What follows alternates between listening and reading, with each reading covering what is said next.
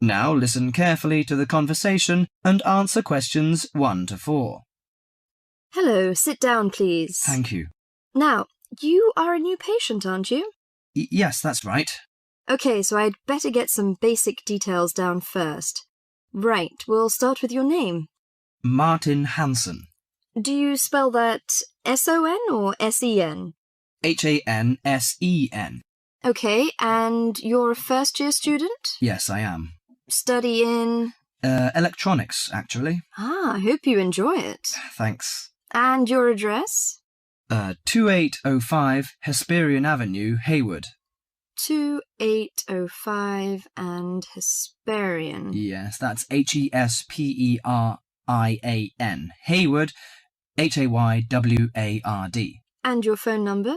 734-246-55. 734-264-55. No, you got the 6 and the 4 the wrong way round. It's 246-55. Huh? Sorry, right.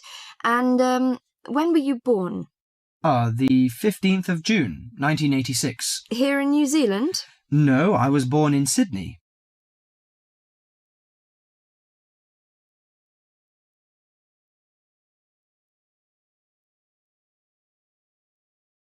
Before you hear the rest of the conversation, you have some time to look at questions 5 to 10.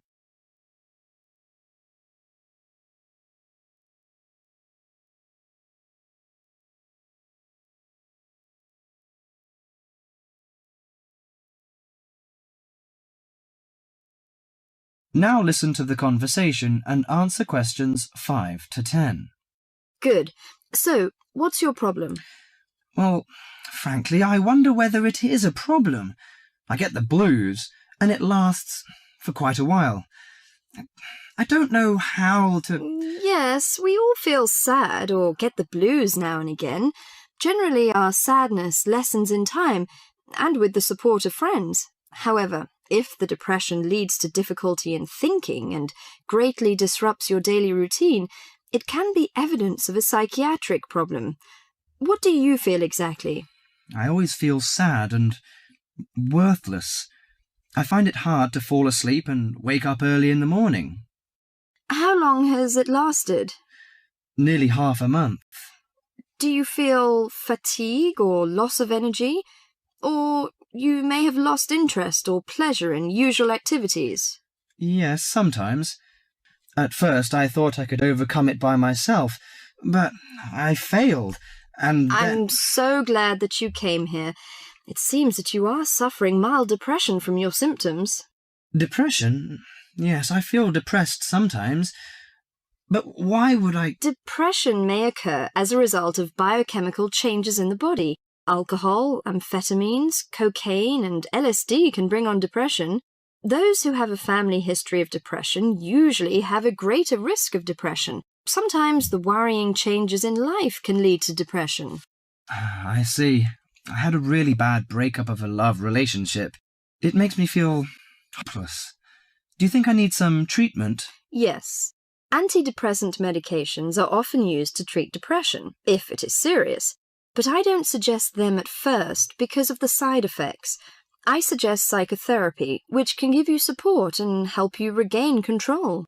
So do I need to come here every day? No, I will arrange counselling sessions for you, which will last 12 to 20 weeks. You come here once or twice each week. The psychotherapy is directed at helping you gain insight and understanding about events in your life, which may have contributed to your depression. With growing insight, you can often learn more effective ways of coping with your feelings and changing your behaviour. What can I do to take care of myself? Well, at first you should do some physical exercises on a regular basis, at least 3 times a week. How is your food? Do you eat well? Yes, I think so. I eat at my homestay family. Good. Find a hobby or a positive recreational activity to participate in once or twice a week. I know it's difficult for you, though. When you feel it's hard to overcome the depression, come to the counselling session. Remember, ask for help if the load is too heavy to handle. Yes, I'll try. So, when will my counselling session begin? I'm going to arrange that for you. That is the end of part 1. You now have half a minute to check your answers.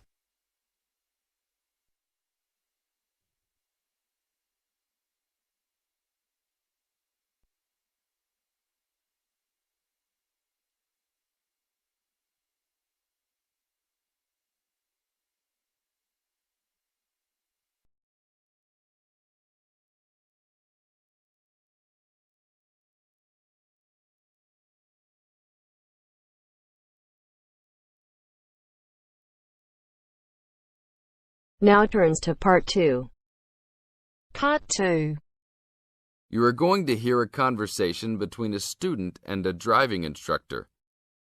First, look at questions 11 to 14.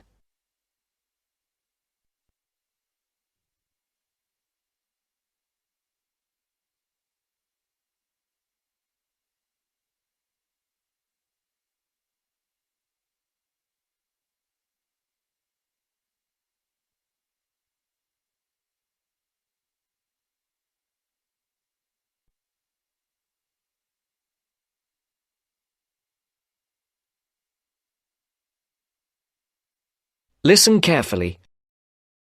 Hello, I'm going to be your driving instructor today. Are you ready to begin? Hi, hope you don't mind. It's my first time driving a car. Of course not. That's my job.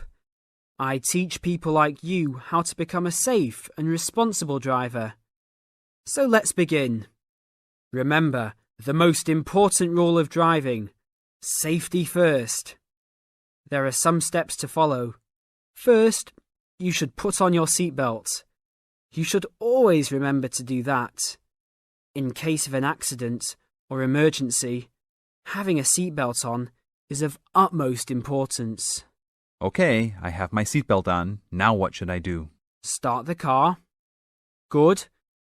Now make sure that the steering wheel is in the proper position and that your seat is not too far or not too close to the pedals. I'm all ready to go. Should I shift into first gear? Don't forget to put the parking brake down. You don't want to drive with that up. Oh yeah, I almost forgot. If I have the parking brake on, I won't be able to accelerate. Yes, that's right.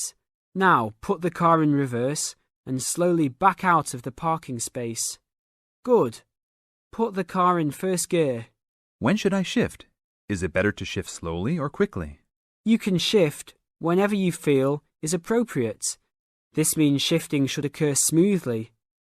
Do not shift too slowly or you will stall. Shifting too fast will waste gas.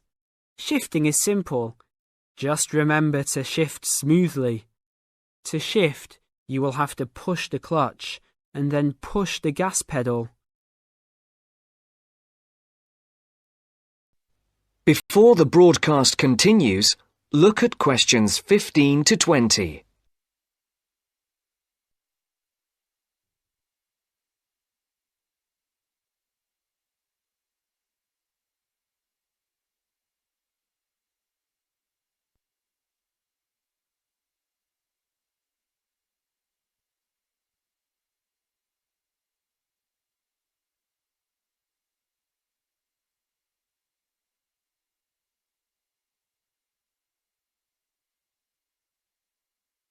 You will now listen to the second part of the talk.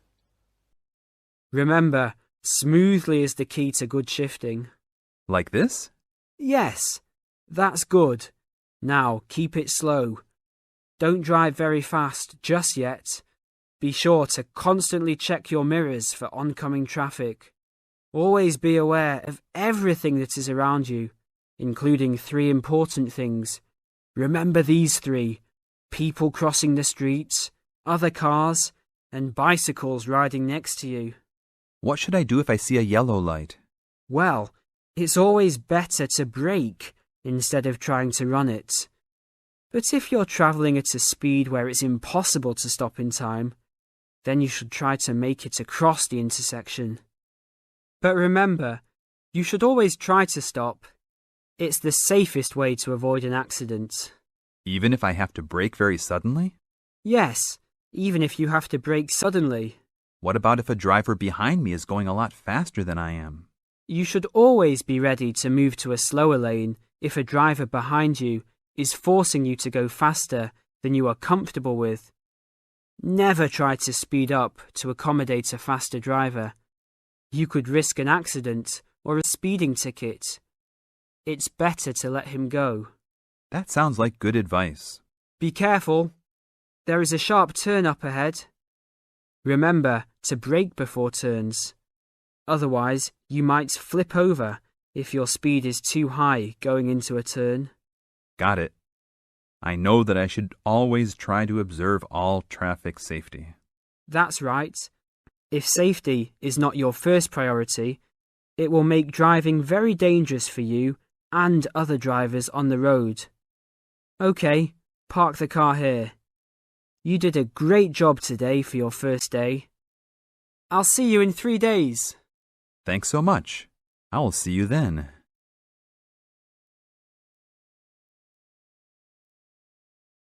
That is the end of part 2. You now have half a minute to check your answers.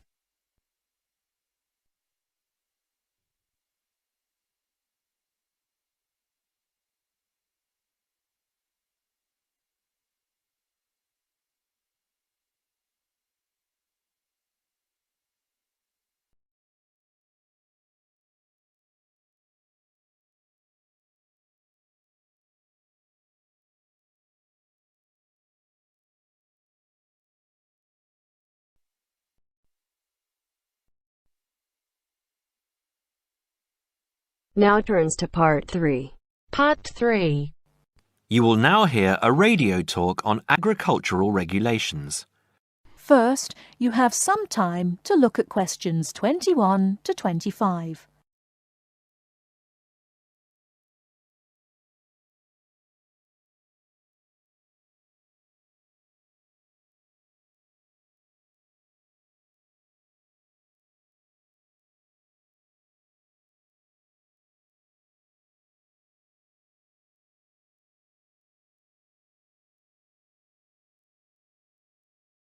Now listen carefully and answer questions 21 to 25. Could there be clearer proof of the arrogance and indifference of those who are supposed to keep our food safe than the muzzling of John Verrill? Agriculture is a business, true, and businesses have to make money.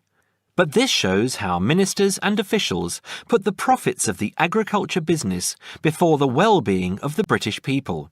Mr. Verrill, a pharmaceutical chemist, was appointed to represent consumers on one of the many committees that advise the government on food safety. When he tried to do his job, though, and wanted to warn ministers of a danger to children's health, he was refused permission to do so. The danger comes from hormones given to cattle in the USA and some other countries to make them grow faster. They speed up the animal's development to maturity, thus making meat production more profitable. There have, however, long been fears that the hormones have horrendous effects on the people who eat them, causing diseases as serious as cancer. Once these hormones were used on British cattle too, but over 20 years ago they were banned in Europe for being too dangerous. Indeed, so concerned is the European Union that it banned imports of hormone-fed beef years ago, much to the fury of the US government, which wants to sell it all over the world. Several years ago, the USA and Canada asked the World Trade Organization to declare the ban illegal and to punish Europe for failing to lift it. The WTO, with its long record of refusing to let environmental or safety concerns interfere with trade, agreed, imposing fines of more than $120 million a year on the EU for its refusal to back down. The British government now backs the Americans, claiming that there is no proof that hormone-fed beef does any harm. This is where Mr. Verrill comes in. He is very angry with the government, especially as their claim comes out just after a Danish study shows that growth hormones are 200 times more dangerous than was previously thought. Worried by these findings, Mr. Verrill spoke to government representatives, who did nothing. Before you hear the rest of the talk, you have some time to look at questions 26 to 30.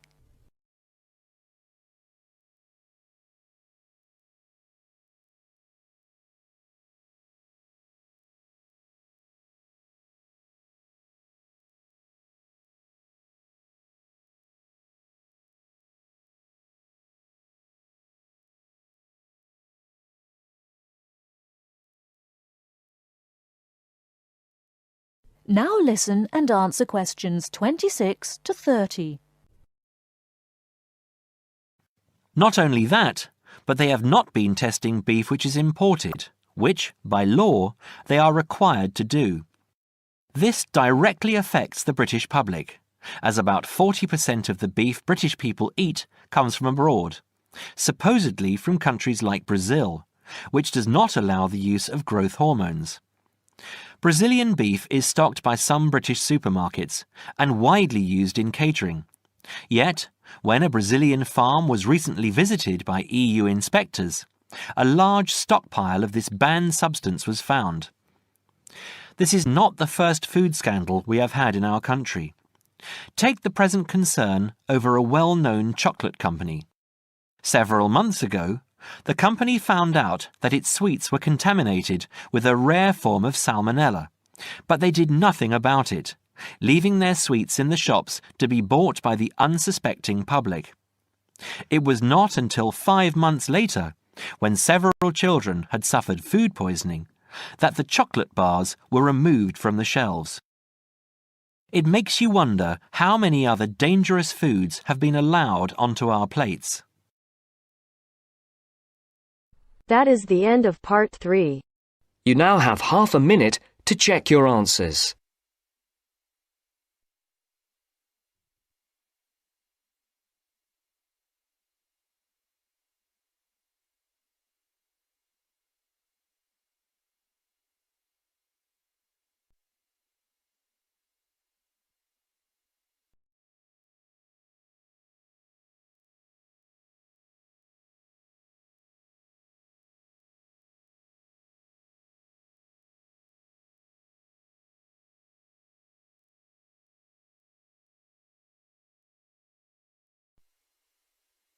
Now turns to part 4.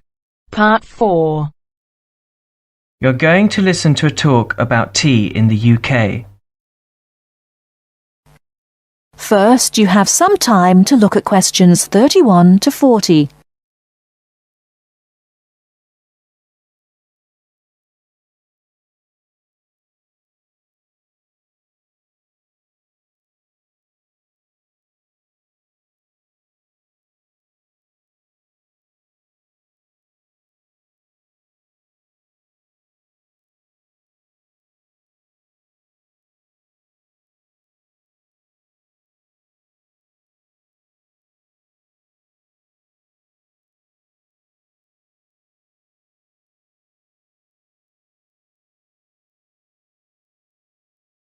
Now listen carefully and answer questions 31 to 40. During the 1930s, there was a popular song which had the title, "Everything Stops for Tea," and to millions of British people, a restful cuppa is still an ideal way to relax for a few minutes from the rigours of the day. The English custom of drinking tea has its roots in the 17th and 18th centuries. When first imported to Britain, the exotic cha, or cha, as the Chinese tea was variously called, was considered a man's drink to be enjoyed with colleagues at London coffee shops. These were popular meeting places for many walks of life: politicians, lawyers, poets, actors, and writers. Many London clubs began in this manner, and the famous Lloyd's Insurance underwriters started out as Lloyd's Coffee House. In 1706, the first coffee house that offered tea was Tom's Coffee House, owned by Thomas Twining. He realized that he needed to introduce an added attraction to compete with the many other coffee houses in London, and tea was rare, exotic, and extremely expensive. With these credentials, tea became an exclusive drink, and enabled Twining to open a tea shop under the sign of the Golden Lion in the Strand. By the 18th century, the ladies of the more affluent classes were going China mad, using tea as an excuse for displaying their extravagant purchases of Chinese porcelain and Dresden tea sets. A comprehensive tea tray would consist of a teapot and stand, teacups and saucers, sugar bowl, milk jug, and basin for discarded tea and tea leaves. Tea was still expensive and kept in locked tea caddies. Skilled craftsmen fashioned caddies of carved inlaid woods fitted with crystal and precious metals. To ensure the servants weren't tempted by this priceless commodity, the caddy was kept locked, and only the mistress of the house held the key and prepared tea when guests came to visit. No well-brought-up young Englishwoman could consider herself socially acceptable unless she knew how to brew a proper cup of tea. As the 18th century progressed, changes in commerce and working hours resulted in the main meal of the day being taken much later in the evening. The prospect of lasting from breakfast until evening did not appeal to the Duchess of Bedford, who is usually credited with being the first to alleviate late afternoon hunger pangs by introducing a small 4 o'clock meal served with tea. With time, the light, wafer-thin toast or delicate white bread gave way to exotic fillings like tomato and egg, cucumber, chicken, or potted shrimps, followed by buttered scones, crumpets, or elegant pastries. The popularity of tea continued to spread, but it was not until 1839 that the first shipment of Assam Indian tea was landed in Britain. A healthy trade with India was soon established, and tea clippers, like the Cutty Sark, now a museum in a dry dock at Greenwich, were reaching the peak of their sailing days. In 1879, the first limited shipments of Ceylon tea began to arrive, and by 1880 this had been firmly established alongside Indian and China teas, giving the broad range of teas that are available today. There have been few changes in 3 centuries of tea trading. London is still the centre, and indeed Twining still has a shop on the site of the original Tom's Coffee House at 216 The Strand. The name Twining has been linked with tea for over 280 years. Indeed, it was Richard Twining, in his capacity as chairman of the dealers of tea, who in 1784 persuaded Prime Minister William Pitt to reduce the high tax on tea, making the beverage more accessible to the general public. That is the end of part 4. You now have half a minute to check your answers.